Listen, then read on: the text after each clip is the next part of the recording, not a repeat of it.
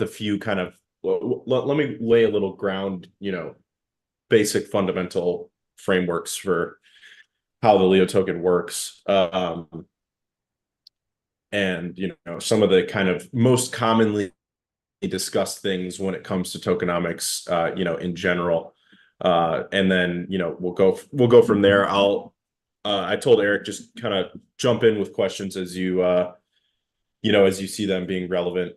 Feel free to cut me off and just jump in whenever. And then obviously we'll be keeping an eye on the threadcast for you guys to jump in with your questions as well. So I'm going to start with the tokenomics, just the basic framework of the tokenomics, and I'll give you guys a link to the page I'm looking at from the docs, which, like I said, has all of this kind of raw information laid out, and then I'll expand on it. So obviously, we've got the Leo token. That is the core, it's always been the center of the entire Leo ecosystem. So, the Leo token is really it's really central to everything that Inleo stands for, everything that we do. And, it's really essential for kind of the building blocks of the ecosystem and perpetuating it, in the future. So the max supply of the Leo token is 50 million tokens. And a lot of people don't know these kind of really basic fundamental metrics related to the Leo token. But like I said, I just linked to the docs in the threadcast, and it's got all this stuff listed out. But the max possible supply of Leo is 50 million tokens. That is the most that it will ever be. Obviously,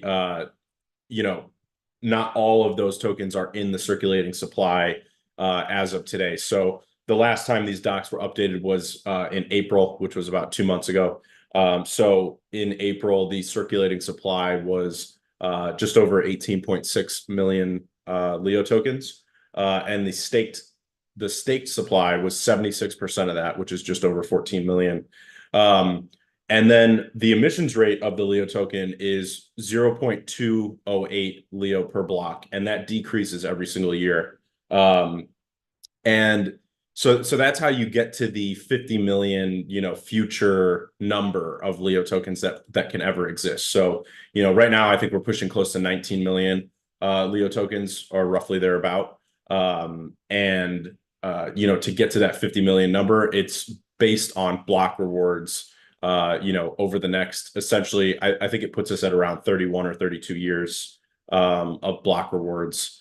And like I said, those block rewards decrease every year. So essentially, with Bitcoin, you've got the halvening every 4 years.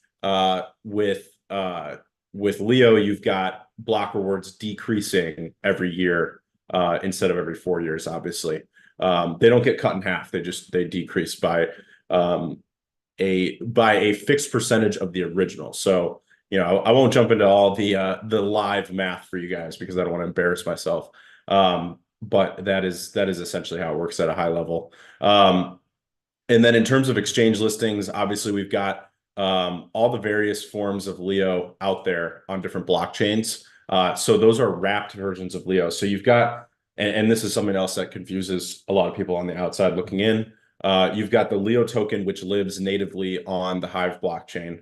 Hive is a blockchain that is, it has fast and free transactions. It's extremely important for us because we're, a social platform first. So being that we're a social platform, we need to be able to have, tons of transactions, and we need to be able to do them at an efficient, fee rate. And Hive allows us to do that. So the Leo token originates from Hive. Then you've got wrapped Leo on the Ethereum blockchain. You've got BLeo on the BSC blockchain. You've got PLeo on the Polygon blockchain. And most recently, you've got Arbitrum Leo on the Arbitrum blockchain.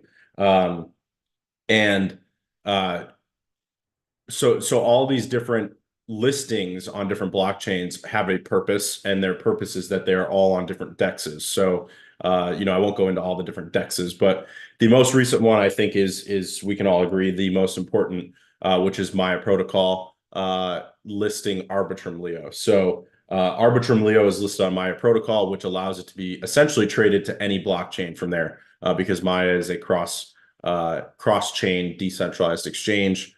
which, in the near Sooniverse is going to be tapped into Thorchain and other dexes as well. So that will kind of bring us to all the different blockchains. So I call that the listing to end all listings. So that is the rundown of like the high level tokenomics of Leo. You've got obviously a very large percentage of the supply is staked. And then you've got block rewards for the next roughly, 32 years that decrease every year until we eventually reach that max supply of 50 million. And you may be wondering, what happens in the future? Let's say let's fast forward like 32 years from now.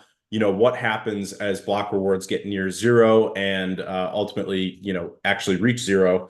How will, creators and users be rewarded on the platform 30 years from now? That all comes from system income. So, there's this idea that we have called system income rewards pool. Right now, all of the system income is actually perma-pooled into the various liquidity pools for Leo. So right now, that is primarily Leo Cacao and then LeoSwap.hive on the Hive blockchain. So right now, system income flows into those two pools, primarily the Leo Cacao pool, to create permanent liquidity. Liquidity is extremely important for the Leo ecosystem. We can get into that later when we talk about LeoDex and all the cross-chain stuff that we're doing. But in the long run, system income will become actually the main rewards pool for the Leo token. So when you look at content creation or providing liquidity to rewards pools, to liquidity pools, they all are going to be backed by this system income rewards pool, which ultimately replaces the inflationary rewards pool system that we have now, where there are block rewards, and those block rewards are paid out to creators and then investors, obviously, in the liquidity pools. So that is kind of like the long-term vision. Like over the next 30 years, you're going to see that system income starts to get implemented, and then system income ultimately slowly replaces the inflationary rewards pool model with block rewards.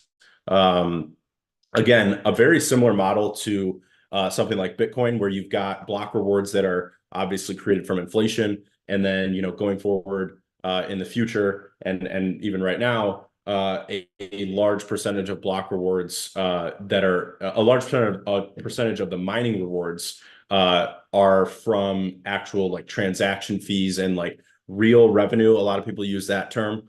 Essentially the revenue that is created from transactions and people moving Bitcoin around. So over time, obviously that transaction volume has led to, more and more rewards for miners coming from trading and transacting as opposed to block rewards. So very similar model again to that for Leo, where you've got the block rewards and then over time decreases and system income replaces it. So that is again the high level of all of this stuff. And then I was just looking at a message. I do have a question. So you have specific block rewards and there's a scheduled inflation, but who's getting all of this inflation? Who is receiving or who is mining the newly printed Leo, and how is it distributed? That's a good question. Yeah, so there are essentially three groups or categories of people that are earning block rewards from Leo, from the Leo token.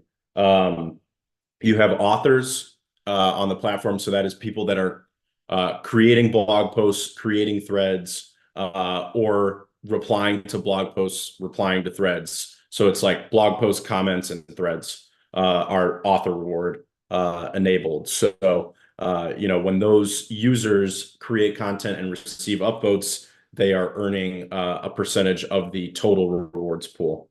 So that is one of the three. The second is curators.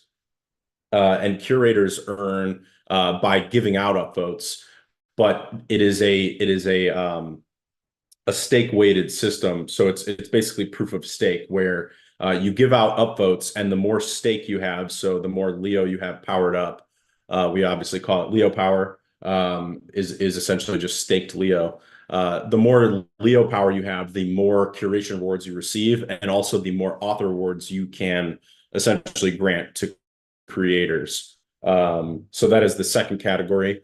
And then the third category is the geyser. So that is Leo block rewards that are paid out to liquidity providers. Right now, that is paying out to the wrapped Leo ETH pool on Uniswap. That is essentially a really legacy feature of the ecosystem, because back when it was implemented, the only listing of Leo outside of the Hive blockchain was wrapped Leo on Ethereum through the Uniswap DEX. Obviously, a lot has changed since then. So it is long overdue that we change that.